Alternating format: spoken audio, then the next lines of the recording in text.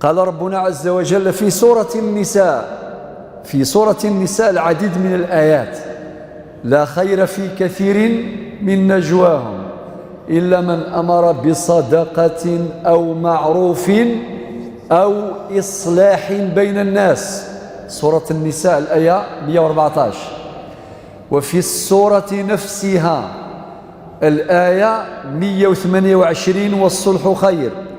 وفي السورة نفسها الآية 65 يقول ربنا عز وجل، وقد سبق في علمه، ربنا يقول: فلا وربك لا يؤمنون. من شروط كمال الإيمان 3 شروط أساسية وردت في الآية: فلا وربك لا يؤمنون حتى يحكموك فيما شجر بينهم ثم لا يجدوا في أنفسهم حرجا مما قضيت ويسلموا تسليما.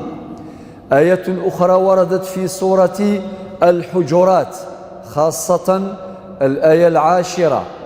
وفي سورة الأنفال في الآية الأولى: فاتقوا الله وأصلحوا ذات بينكم. فالتقوى هي صمام أمان